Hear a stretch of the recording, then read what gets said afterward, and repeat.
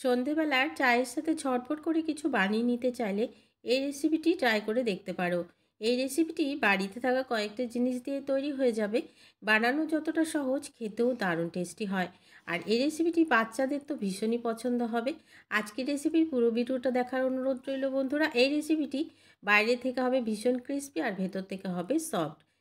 তাহলে দেরি না করে চলুন রেসিপিটি দেখে নিই। আজকের এই রেসিপিটি তৈরি করার জন্য প্রথমে এদিকে একটি মিক্সি জারে আমি নিয়ে নিয়েছি দুটো আলু। এখানে একটা আলু প্রথমে আমি ছোট করে কেটে নিয়েছি, আর আরেকটা আলুও আমি কেটে নিচ্ছি। সমস্ত আলুগুলোকে এই মিক্সি জারে নিয়ে নিচ্ছি, আর একটা আলু গোটা ছিল সেটা আমি কেটে নিচ্ছি। এখানে মোট আমার দুটো আলু লেগেছে। এবারে এখানে দিয়ে দিচ্ছি দুটো পেঁয়াজ। পেঁয়াজগুলোকে একটু বড় করে কেটে নিয়েছি। এবারে যেহেতু মিক্সিতে পেস্ট করব, তো পেঁয়াজ বড় দিলেও হবে, অসুবিধা নেই। এবারে এখানে দিয়ে দিচ্ছি কয়েক টুকরো আদা, দিয়ে দিচ্ছি কয়েকটা কাঁচা লঙ্কা, ঝালটা আপনাদের প্রয়োজন মতো দেবেন। দিয়ে দিচ্ছি 5 থেকে 6 কোয়া রসুন। এবারে মিক্সিটাকে ঘুরিয়ে একদম স্মুথ একটা পেস্ট তৈরি করে নিচ্ছি। এখানে কোনো রকম জল দেব না। তো বন্ধুরা, জল না দিয়ে একদম স্মুথ একটা পেস্ট তৈরি করে নিলাম।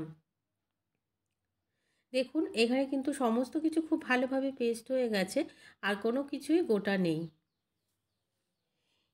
আমি উঠিয়ে একটু দেখিয়ে দিচ্ছি। তো দেখুন, সমস্ত কিছু খুব ভালোভাবে পেস্ট করে নিয়েছি। এবারে একটা বাটিতে সমস্ত পেস্টটাকে নিয়ে নিচ্ছি।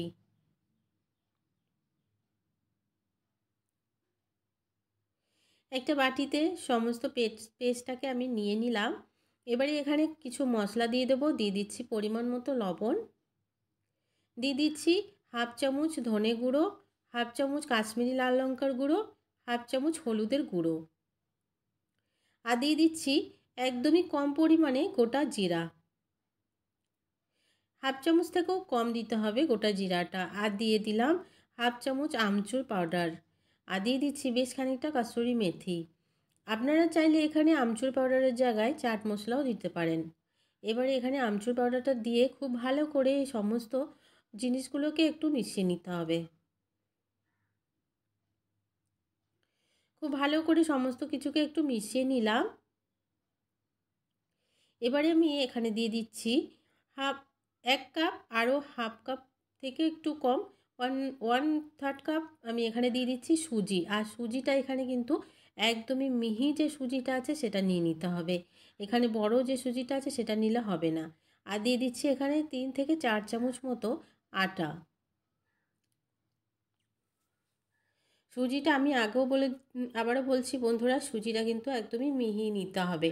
দরকার হলে আপনারা সুজিটা একটু গুঁড়ো করে নিতে পারেন, বড় সুজিটাকে। এবারে খুব ভালো করে কোনো রকম জল না দিয়ে সমস্ত কিছুকে একটু মেখে নিতে হবে। তো দেখুন, অনেকটাই জল এর মধ্যে আছে, যেহেতু আলু আর পেঁয়াজে জল থাকে। তো এখানে কিন্তু কোনো রকম জলের প্রয়োজন হবে না। খুব ভালো করে আমি মেখে নিলাম।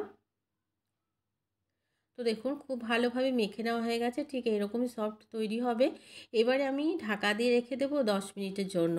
যেহেতু সুজি আছে, সুজিগুলো ফুলে যেতে হবে। তো বন্ধুরা, আমি পুরোপুরি 10 মিনিট পর ফিরে এলাম। সুজিগুলো খুব ভালোভাবে ফুলে গেছে আর একদমই সফট হয়ে গেছে। সুজি ঠিক এইরকমই সফট হতে হবে। আর এবারে দেখুন, হাতে নিলে যখন এরকম একটা বল তৈরি হবে, তখনই বুঝে নিতে হবে যে আমাদের এই ব্যাটারটা একদমই রেডি। এবার হাতে একটু তেল ব্রাশ করে নিচ্ছি, আর এখান থেকে কিছুটা অংশ নিয়ে হাতের সাহায্যে একটা বল তৈরি করে নেব। আর এগুলো একদমই ছোট ছোট করে তৈরি করে নিতে হবে। প্রথমে হাতে একটা বল তৈরি করে নিলাম, আর একটা পেন দিয়ে আমি একটা ডিজাইন তৈরি করে নিচ্ছি। পেনটাকে অবশ্যই খুব ভালো করে ধুয়ে নিতে হবে।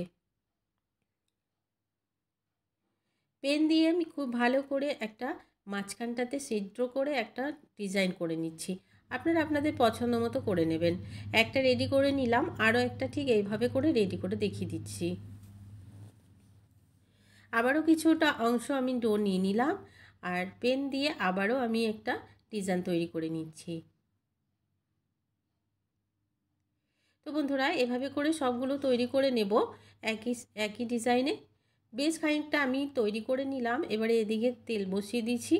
তেলটা পুরোপুরি গরম হয়ে গেলে তারপরে এগুলো এক এক করে ছেড়ে দিতে হবে। আর মিডিয়াম টু লো ফ্লেমে এগুলোকে ভাজতে হবে, যেহেতু সমস্ত জিনিসই কাঁচা রয়েছে, তো ভাজতে একটু সময় লাগবে। প্রথমে গ্যাসের ফ্লেমটাকে বাড়িয়ে দিয়ে ভাজলে সবগুলো উপর থেকে পুড়ে যাবে আর ভেতরটা কাঁচা থেকে যাবে। মিডিয়াম টু লোতে রেখে অল্প আঁচ দিয়ে একদমই ভাজতে হবে এগুলোকে। তো বন্ধুরা, এগুলোকে আমি অল্প আঁচ দিয়ে একদমই ভেজে নিয়েছি, একদমই লাল করে। তো এগুলো নামিয়ে নেব আর বাকিগুলোকেও এভাবে করে ভেজে নিচ্ছি। তো বন্ধুরা, আজকের রেসিপিটি কতটা সহজ একটি রেসিপি দেখে নিলেন। নামিয়ে আমি সার্ভ করে দিলাম। সন্ধ্যেবেলা চায়ের সাথে এই রেসিপিটি একবার হলেও বানিয়ে দেখতে পারেন, আশা করছি ভালো লাগবে। আজকের রেসিপিটি ভালো লাগলে একটা লাইক করার অনুরোধ রইল, অনেক অনেক শেয়ার করে দেওয়ার অনুরোধ রইল। নতুন বন্ধু আমার চ্যানেলে নতুন এসে থাকলে আমার চ্যানেলটিকে সাবস্ক্রাইব করে পাশে থাকা বেল আইকনটাকে প্রেস করে অল বাটনে ক্লিক করতে ভুলবেন না, এই ধরনের রেসিপিগুলো আপনাদের কাছে সবার আগে পৌঁছে যাওয়ার জন্য। আজকের মতন এখানে শেষ করছি, দেখা হচ্ছে পরবর্তী রেসিপিতে। ততক্ষণ পর্যন্ত সবাই